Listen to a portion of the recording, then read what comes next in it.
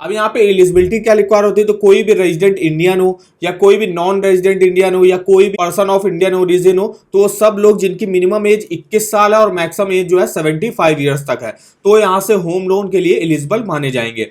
अब यहाँ पे पर्पस, कौन कौन से पर्पस के लिए आप यहाँ से होम लोन ले सकते हो, तो जैसे कि अगर आपको कोई घर अपना परचेज करना है या उस घर में आपको कंस्ट्रक्शन कराना है, तो उसके लिए आप लोन ले सकते हो। अब आपका कोई घर है जो कि 50 साल से ज्यादा पुराना नहीं होना चाहिए, उसमें अगर आपको एक्सटेंशन कराना है, रिपेयर कराना है, रेनोवेशन कराना है, उसके लिए भी आप यहाँ से लोन ले सकते हो। फिर यहाँ पे आपको take over of home loan भी यहाँ पे मिल जाएगी, जैसे किसी अदर बैंक से अगर आपको यूको बैंक में अपना होम लोन ट्रांसफर कराना, वो भी आप यहाँ से करा सकते हो। फिर अगर आपको अपने किसी प्रॉपर्टी पे फर्निशिंग करानी है, उसके लिए अभी आप यहाँ से लोन ले सकते हो। अगर आपको कोई जो है किसी पुराने घर को अगर आपको खरीदना है, वो जो पुराना घर है वो 40 साल से ज्यादा पुराना नहीं होना चाहिए, अगर आपको उसको खरीदना है, उसके लिए भी आप यहाँ से लोन ले सकते हो। तो ये पर्पस होते हैं यूको बैंक में होम लोन लेने के लिए। अब यहाँ पे लोन कितना आपको मिल सकता है वो देख सकते हैं। तो जैसे कि मेट्रो, अर्बन, सेमी अर्बन और रूरल एरियाज में कोई भी अपर लिमिट नहीं है, मतलब कितना भी जो है मैक्सिमम आप लोन ले सकते हो, लेकिन रिपेयर और रिनोवेशन के लिए आप मैक्सिमम 50 लाख तक का लोन यहाँ से ले सकते हो। अब यहाँ पे एलटीवी रेशियो आपको क्या मिलेगा, मतलब लोन टू वैल्यू।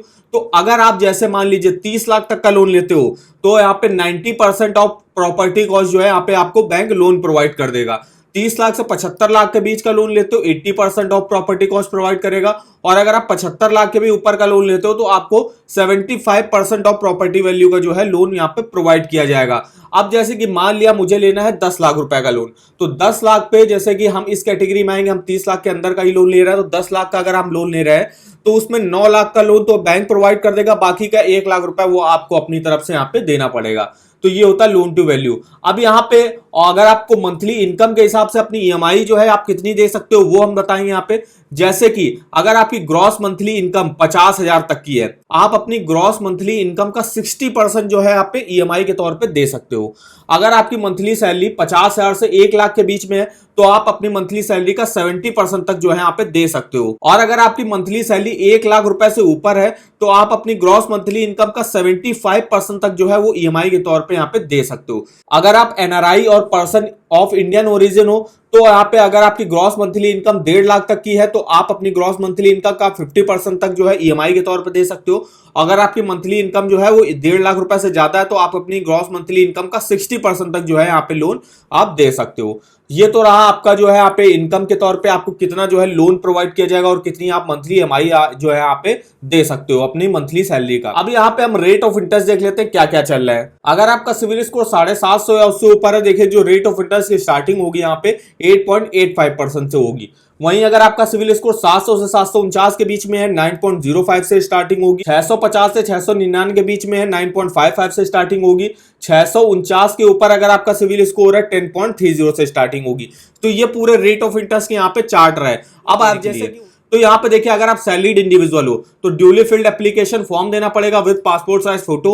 उसके बाद आपको आइडेंटिटी प्रूफ, एड्रेस प्रूफ और एज प्रूफ देना पड़ेगा। जैसे कि अगर आप Aadhaar card, PAN card, voter ID card, अगर आप एनआरआई वगैरह हो तो आपको जो है आप पे पासपोर्ट अपना आप यहाँ पे दिखा सकते हो। इनकम प्रूफ के तौर पे आपको सैलरी स्लिप दिखाना पड़ेगा लास्ट 3 मंथ का, बैंक अकाउंट स्टेटमेंट दिखाना पड़ेगा लास्ट 6 मंथ का।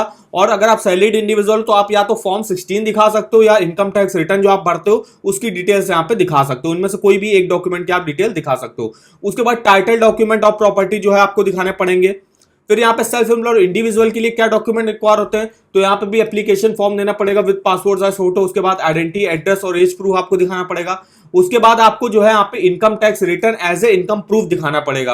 फिर यहाँ पे आईटीआर एंड फाइनेंशियल स्टेटमेंट दिखाने पड़ेंगे, बैलेंस शीट आपको दिखानी पड़ेगी, profit and loss account statement आपको यहाँ पे दिखाने पड़ेंगे, bank account statement last 12 month की आपको दिखानी पड़ेगी।